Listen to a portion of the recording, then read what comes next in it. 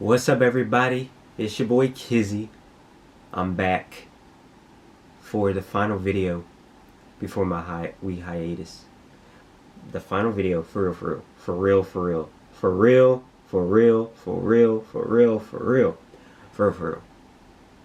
I'm talking too much. I'm just talking too much. Anyway, but you see the hair, you see the retwist, you feel me? You see the retwist, you feel me? That junk clean. Little K Vert, little Uzi K, Kizzy Tentacion. Anyway, all that junk was cringy. Anyway.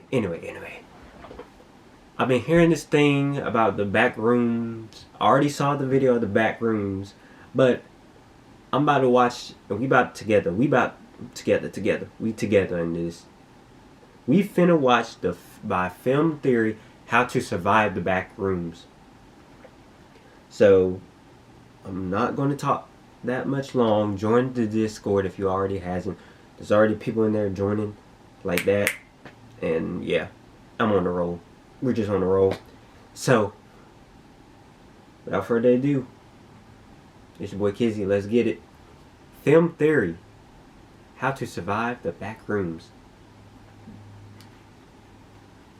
You heard me.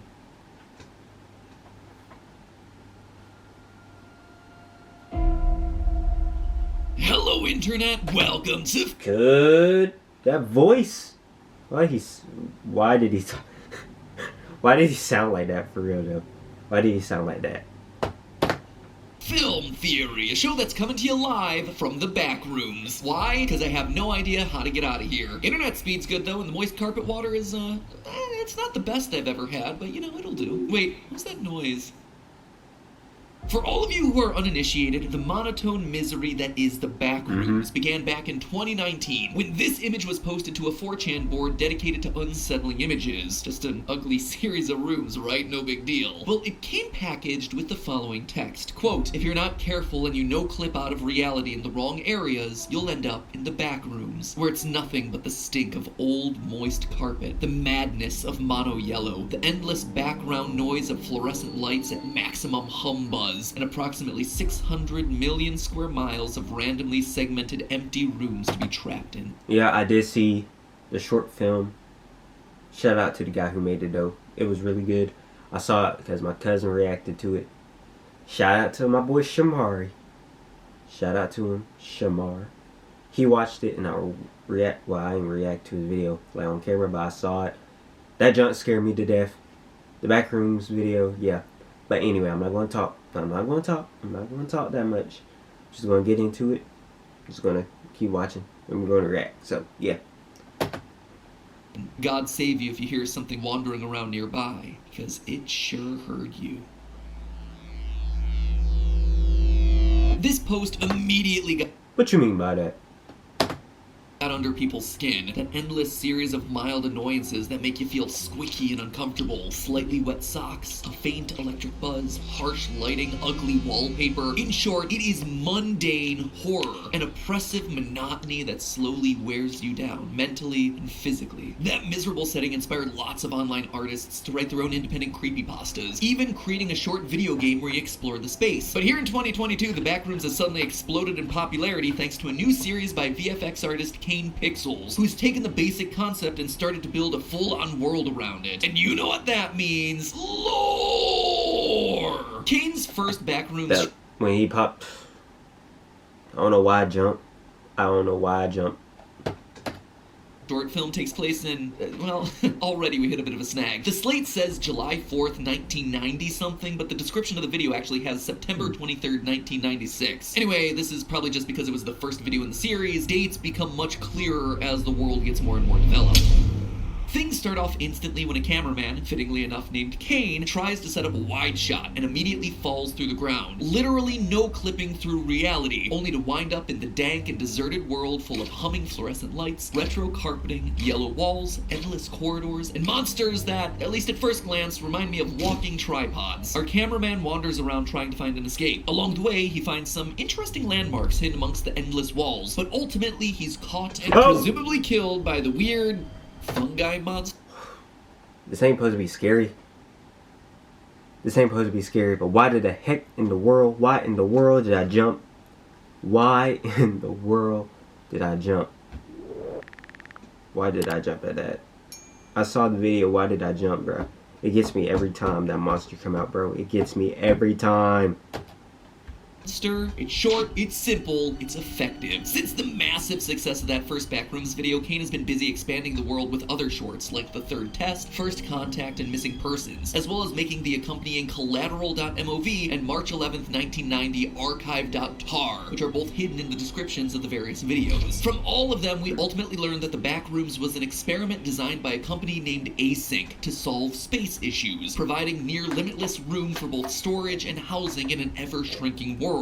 Where it all went wrong, though, remains to be seen. But what I want to focus on today isn't the where and the why, but rather the how. How to survive. In the fourth video of the main series, we see that since accessing the Backrooms in 1989, missing persons reports have been skyrocketing, as more and more people fall out of reality never to return. So, if that were you, what do? How do you navigate a seemingly endless maze with limited resources long enough to potentially figure out this mysterious world? How do you avoid an unknown monster that roams the halls? What mistakes do we see Kane make in his exploration of the Backrooms, and what could we do better? Pay attention, friends, because today I have the definitive list of 6 tactics that might just save your life the next time you no-clip out of reality into an ugly yellow nightmare. In Collateral.mov, we learned that in 1989, tests by the Async Foundation caused a massive earthquake that took place in the Santa Cruz Mountains. So, is the facility in the mountains? Are you at the top of a mountain and need to go down? Are you under the mountain and you need to go up? Are you in the upside down and you need to get un-upside downed? It's unclear at best. All we know is that in one moment we were filming with friends and in the next we're here. So once you land in the Backrooms, the first thing that you need to do is take the advice of the US Forest Service, which suggests that when you get lost in the woods or a cave, you do not move at all unless you have a specific reason to take a step. Basically, you sit down, you don't panic, you assess the situation and the tools that you have at your disposal, and you stay where you are. You ended up at this location for a reason. Maybe this is an entry point for other people, and someone else will no-clip in. Maybe people will wind up looking for you, and by moving, you throw off their tracking. In short, by panicking, running, and moving forward without a clear plan of attack, you are only succeeding in getting yourself more and more lost. Eventually, though, you will need to move, and this was Kane's first mistake. He had no plan. He just wandered aimlessly and headed towards whatever looked interesting. This meant that, when he started getting chased by the Backrooms' monster, he had no idea of his surroundings and wound up meeting a dead end, figuratively. Or, I guess it would be literal. Anyway, proper grammar aside, we're in a repetitive maze, we're looking for an exit, and we need a way to track our movements. And for that, we need to use a maze-solving algorithm, an automated strategic way for solving the maze with no prior knowledge of it. Our first strategy should be using the wall follower technique, also known as the right-hand rule. Hey,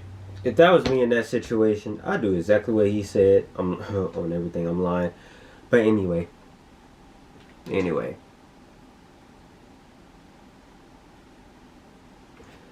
Boy, I don't know what to say, boy. But if I was there, I have a Bible with me, and I just start praying. Glory be to God.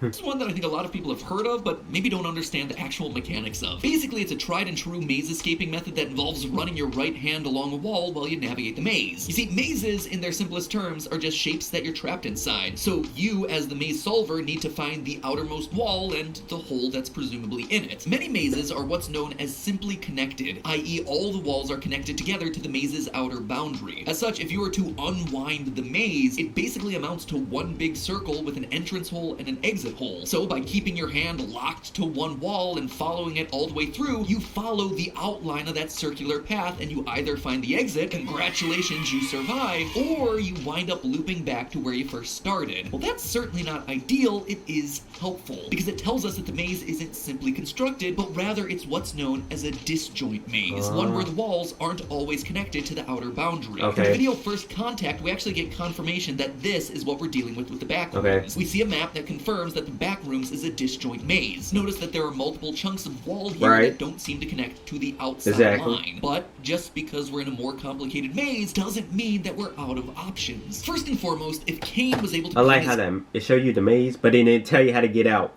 So basically, either way, when you in there, but it just might as well just be, if you on Earth and you fall in the Backrooms, Might as well already have your will planned out. Because basically, boy, you dead. Ain't no going back. You dead. You dead. His camera with him into the back rooms, and his other belongings have no clipped with him as well. Specifically, things on his body like keys and clothes. And this immediately puts us at a huge advantage. If you have something like keys or a belt, you should immediately mark your starting location on the wall, and then run those keys or belts or whatever against the wall to leave indentations or markings. You can scuff the walls with your shoes. You can peel the wallpaper. You can pull a Hansel and Gretel and rip pieces of your clothing off to use as breadcrumbs. You can write arrows and notes to yourself on the walls, which we know can be done since there are markings throughout the maze left by other people. This way, when our right-hand method results in us doubling back to where we began, we have a clear indication of which walls we followed and which ones we didn't. And if the walls... True. I think we should explore a few solutions. Grammarly suggestions catch when your tone might... What you mean by that? do happen to be somehow supernatural and can't be marked by you, then the ceiling tiles are another option here. You see, the ceilings of the back rooms appear to be a specific type known as a drop ceiling, or suspended ceiling, which is common in office environments where lightweight foam panels hang a few inches below the main structural ceiling, hiding things like wires and support beams. By throwing a shoe to break or knock down tiles, you're able to mark your progress in all the areas that you've been. Bit by bit, you eliminate the hallways that you've tracked and systematically work your way to the outer edges of the maze. One other strategy to help with this in a disjoint maze setup like the back rooms is the pledge algorithm. Here, you travel in a set direction. Let's say you walk forward until you hit an obstacle. From there, you put your right hand on the wall and you start walking around the obstacle, counting the angles that you're turning. Clockwise turns are positive, counterclockwise turns are negative. Once you start facing the original direction that you're meant to move again, and the sum of your turns is 0, you leave the obstacle and you continue moving in your original direction. Hold on, I'm not doing all that jump, boy. I'm not doing all that jump. I'm dead. Ultimately gets you off the disjoints faster, leading you to the outer wall of the maze and eventually to the exit. Right now, all you seasoned backroomers are probably laughing at me and saying, "Silly MatPat, the back rooms are an endless void of death and despair that'll cause you to slowly lose your mind." To which I say, joke's on you, I lost my mind years ago. I'm not gonna let a funky smelling series of yellow rooms defeat me. Plus, I'm not convinced that this thing is actually infinite or unpredictable. Like I said, in this new Kane Pixel series, we see a map. Yeah, I know I'm late. A little bit late. But your boy is playing FNAF. When he's coming back, your boy playing FNAF night 1 and 2 just for y'all. You're gonna watch me. You're gonna watch me. So like after this video, I'm gonna tell you more about it. But we're more focused on this right now. This is our main priority right here. We're more focused on this.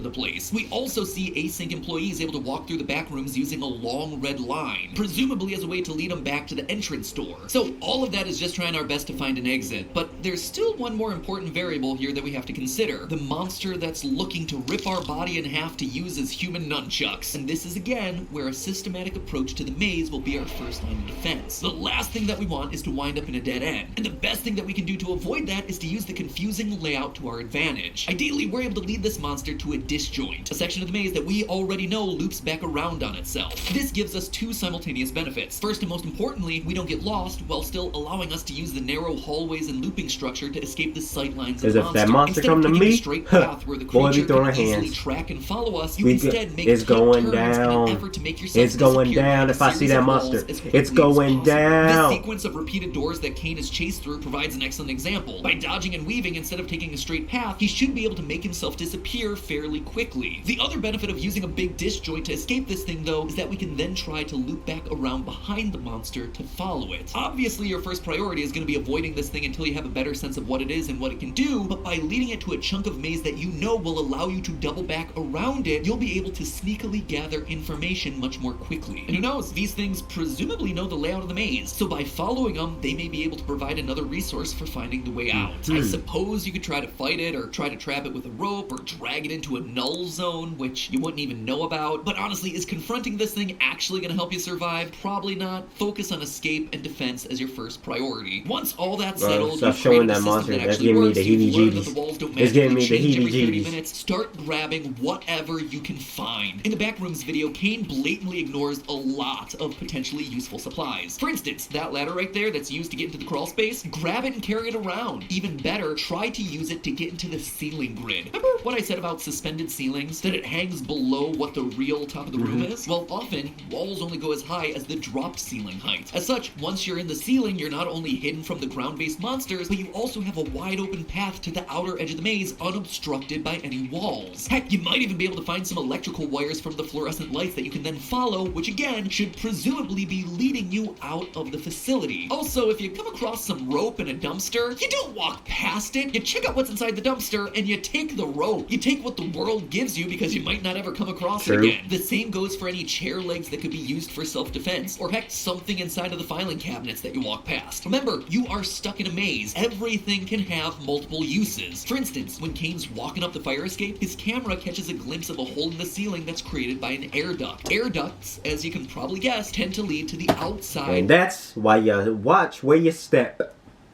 You watch where you step, because if you don't, you're going to be ending up in this maze. You're going to be stuck in a maze. I'm playing. I ain't going to do all that.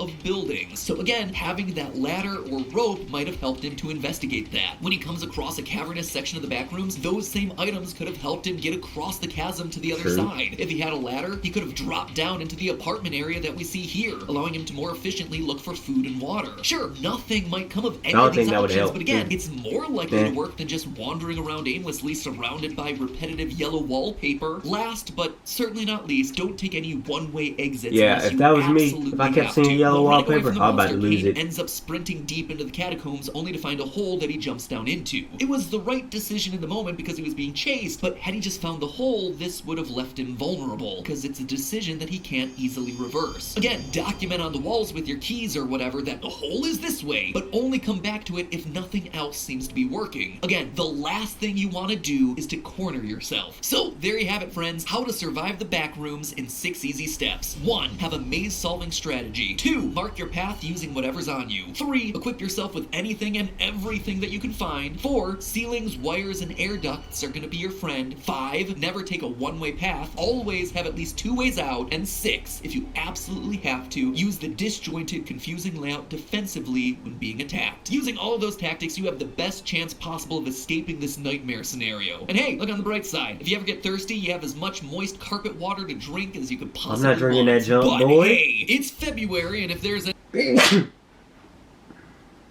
Ooh, that's me. Yeah, that it told you. Well, okay, it told you how to survive the back room, but how the heck do you get out? Like, you just gonna be. How the heck did you get out? I don't know. It probably. I'm playing. It probably told you. Who cares about that? But anyway. Like I said earlier in the video, I'm about to play FNAF 2. Yep, that's right. Coming on this channel is a brand new series called Fortnite. Almost said Fortnite. Good night. Almost said Fortnite. Good night. Anyway, I'm about to say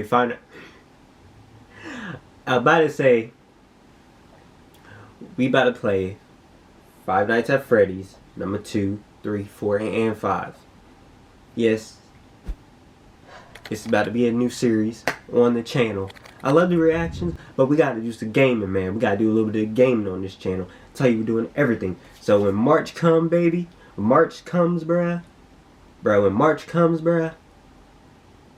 When it comes. Wait. He's gay! We are going to be playing Five Nights at Freddy's. Yes, we are. Number 2, 3, 4, and sister location, I think. Yeah, sister location. Got the games already on my PC. All we gotta do is just play. Y'all watch me through this journey. We're doing night 1 and night 2 on Five Nights at Freddy's number 2. Night 1 and 2 is coming to y'all March 7th. So, be on the lookout March 7th. Hit that bell notification. Like, comment, and subscribe to get everything. Link in the description down below for everything of this video. The Film Theory channel. Discord, everything. Everything what you need to know is in the link in the description down below. And yeah, thank y'all for riding with me on this journey of February, man. Going on a hiatus break. For real this time. getting myself right, because you know I'm so young in school. You know, you feel me? Gotta get them good grades, man. You feel me? You feel me? You want me to graduate, don't y'all? Yes, of course you do. So you already know. You already know. You already know, boy. You already know, boy. It's your boy Kizzy. I love y'all boys and girls, men and women, all around the world. I love y'all dearly to my heart. Whenever y'all watching this video, have a good day. Have a good weekend. Have a good night. Have a good whatever you may be doing. Whatever. It's your boy Kizzy. And I am out. I love y'all. Take care. Have a good one. I'm out. See ya. Until I return. Because this is not the end. This is not the end. Until we meet again. I'm out.